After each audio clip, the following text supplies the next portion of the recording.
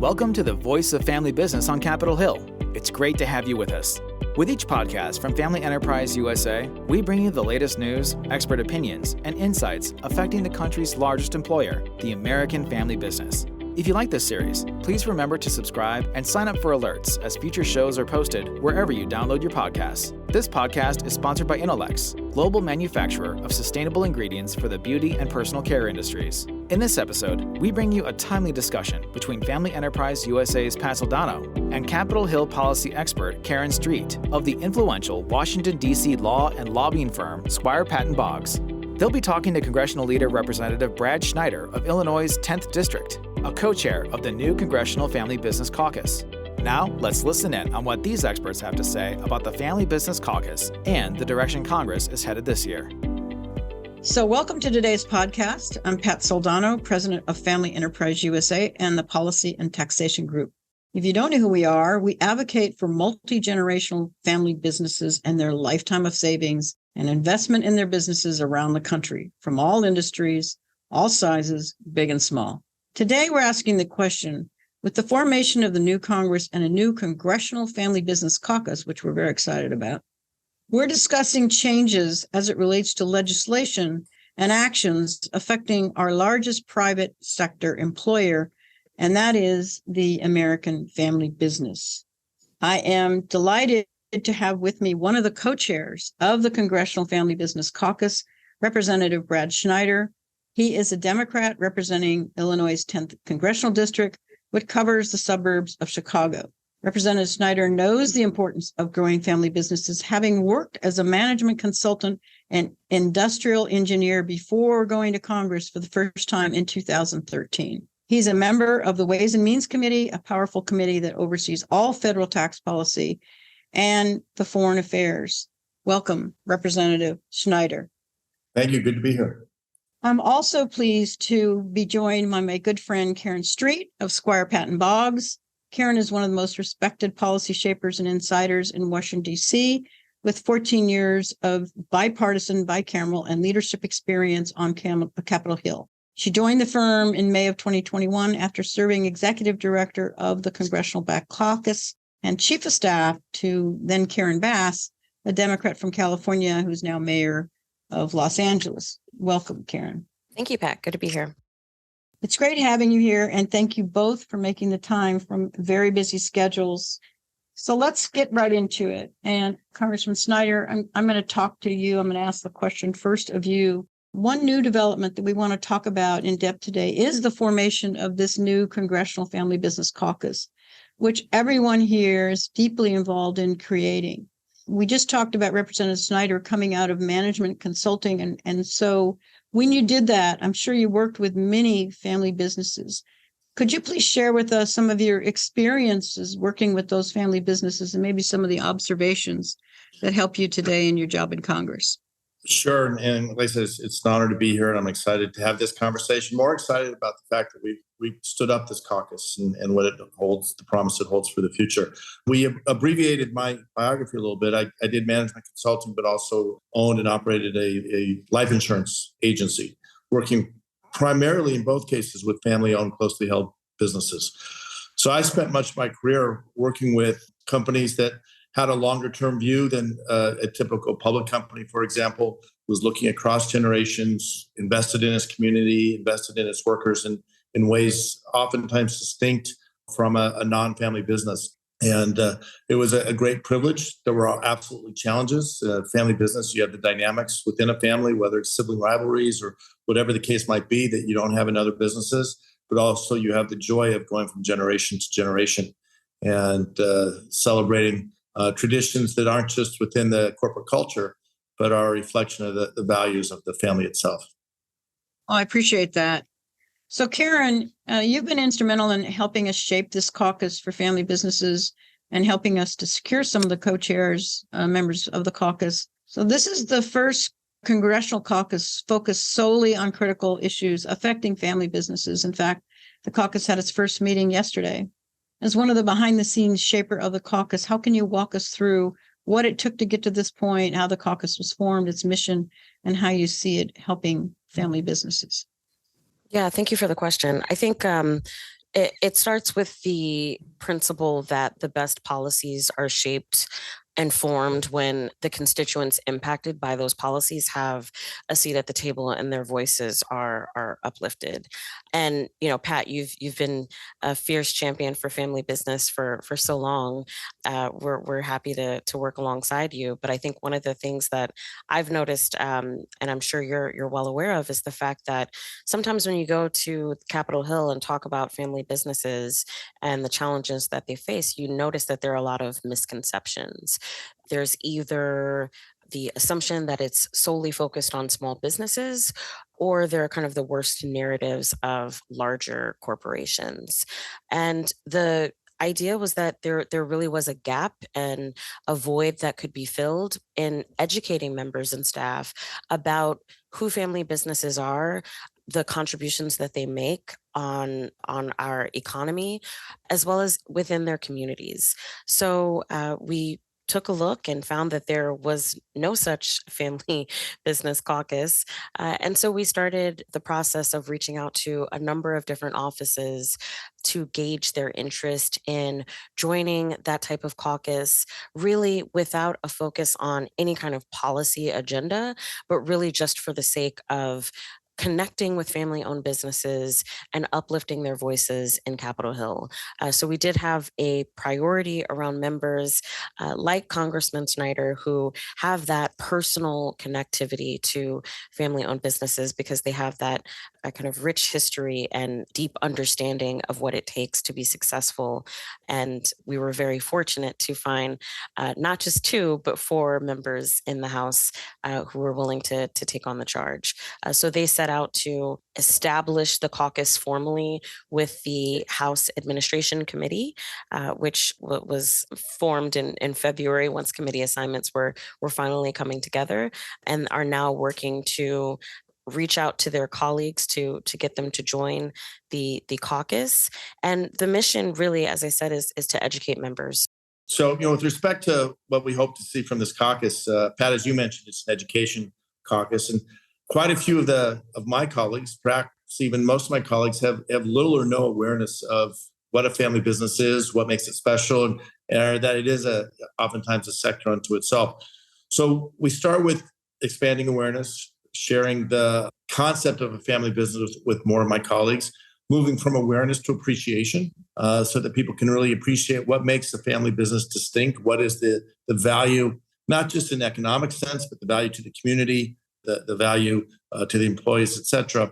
From awareness to understanding, and ultimately, we want to expand the number of champions we have advocating for policies that will, at the end of the day, bolster American businesses, American family businesses to compete both here at home and around the world. I think you're right on with that. And what we've learned is 59% of the jobs in this country are generated by family businesses, and 54% of the GDP, which is very, very significant.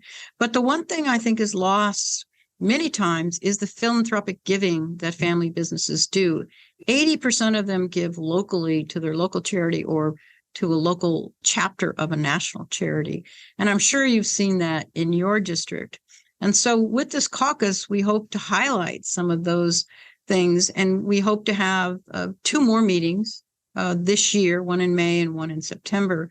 And I guess I would ask you, with your experience, could you talk to us about maybe some of the family businesses in your district that you can share any of those stories or the philanthropic giving maybe that they do for your community?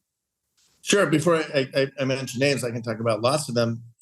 It's important to understand that when we're talking about philanthropy, it runs at all levels. There are large family businesses. Some of the largest businesses in America are, in fact, family businesses. And the founders, owners of those companies could have foundations making large philanthropic gifts. You'll see their names on this institution or in that building. But it's also the mom and pop sole practitioner, small owners. Go to any Little League baseball game. And I suspect you will see on the backs of the jerseys, whether it's baseball, soccer, softball, whatever the case might be, you're going to see the local real estate agency, which is more likely than not a family business. The car dealership that more likely than not is going to be a family business. So they are a part of our communities at the very root and center of the spirit and nature of our communities. We see it all the time. We have businesses that start out as family businesses. One of the largest in our area in Chicago is a company called Apt. They're an appliance retailer, largest single point appliance retailer in the country. Started, I think they're third, maybe now I've been into the fourth generation. You can't go into any neighborhood without seeing an Apt truck, whether it's delivery or service, working in that neighborhood, but you also see them in the community. That's an example of a small business. I had a client, Jessup Manufacturing. Again, a small family business, third generation, have evolved and changed over the years, moving into different industries, but they're a part of their community. The list can go on and on of companies that, as I said before, some are large companies making major grants to initiatives within a community, and some are smaller companies that are sponsoring little league teams or the Rotary Club, whatever the case may be. Well, so Representative Schneider, many family businesses operate as a pass-through entity. In fact, that we know 80% of them operate as a pass-through in the most recent survey that we just did in early this year, either an LLC, an LP, or an S Corp. And so they are paying ordinary income tax, 37% versus corporate America, 21%. And while this caucus is not a policy caucus, we understand it's an education caucus. Based on, your view of the future in this Congress, this session of Congress, do you see any positive or maybe negative change that would affect pass-through organizations? So you're 100% right that most businesses in America are pass-through entities, S Corp, LLCs, et cetera. And there's a reason for that. C Corps have certain benefits, but C Corps pay a lower tax rate, but then you have a tax on dividends as well. A pass-through entity allows that to be taxed at the individual owner's rate. When we had the last major tax bill in 2017, and this gets to the point of why it's so important to have the Family Business Caucus, the changes that were initially discussed didn't take fully into account the needs of pass-through entities, and in particular the family businesses. I don't see anything specifically happening this Congress, in part because we have a split control, that Democrats in the Senate, Republicans in the House. But tax policy doesn't typically happen in a short period of time. It happens across a number of years. And so again, it's one of the reasons this caucus is so important, to be able to educate members, both Republicans and Democrats, on the challenges family businesses face, understanding that, especially when you get into third, fourth, fifth generation, it's already hard.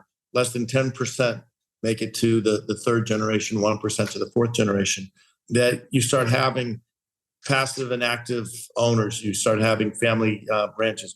But the role these businesses play in the community, it's important to make sure that the stability is provided for them. So I don't see any specific legislation affecting family businesses on the horizon in the near term. Having this caucus, I think, will help drive policy in ways that support and help our family businesses grow. Well, I'm going to follow up on your comment about the split in Congress with Democrats and Republicans. The Republicans obviously controlling the House and Democrats controlling the Senate. In this sense, do you see any, not just legislation, but regulation that could possibly affect family businesses, not just tax, but other kind of regulation, and specifically the Treasury has proposed in the past elimination of valuation discounts for family-owned businesses. So we're concerned about that. Do you see with this split Congress that there could be any legislation or regulation positively or negatively impacting family businesses? So as we talk about split Congress, let me split the question into pieces as well. So first, with the partisanship in Congress and the different control in the two houses, we are in a hyper-partisan moment, which creates all kinds of dynamics. Within that, however, there are constantly efforts, of which I'm frequently involved, trying to bridge that gap to reach across the aisle. So for example, I'll mention the Problem Solvers Caucus. We formed the Problem Solvers Caucus in 2017. This is our fourth Congress that we've been in existence. And with the addition of new members recently, earlier this month, we now have 33 Democrats, 33 Republicans. It's the largest that caucus has been. So there's what I'll take as a positive sign of people on both sides of the aisle wanting to find ways to work together and come up with solutions. So that's an important thing. But there's also in addition to the partisan divide, we have the separation of powers. So the regulation is comes from the administration, but we can voice our opinions. And again, this is where I think the caucus can have an important role. You mentioned regulations that could adversely affect family businesses. When we see them, we should speak out. And it's oftentimes that members of Congress will write a letter to the administration saying we support something or we have concerns about something. Having this caucus, having champions on both sides of the aisle, this is a bipartisan caucus, who can then reach out to our colleagues and say, remember I talked to you 6 months ago about family business and family business opportunities. We have an issue we want your support on. It builds. So as we see things, we'll respond to them. But as far as regulations, those come from the administration. We will weigh in as necessary to make sure that we're doing everything we can to support our family businesses in the country. I'm so glad you mentioned the Problem Solvers Caucus because I was going to ask you about that. Anyway, it is a very important caucus. We're so pleased that you're on it. They do great work. And so again, we're really hopeful because of that caucus that there will be some, positive legislation affecting Americans in general. You also, talked about how family businesses can help. And is there other suggestions you have other than coming here and telling their story, meeting locally with their members of Congress? What can they do to inform their members of Congress about their businesses and the good work that they do?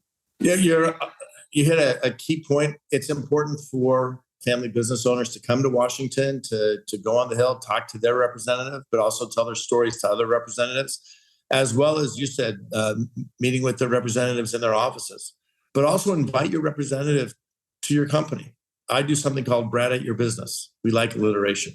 But I'll go and I'll spend an afternoon or a morning at a company. I'll meet with the leadership team or the owners in the case of a family business. I'll talk to employees. We do company town halls where we meet them in the lunchroom and they can ask any questions they have, which is an important part of the relationship.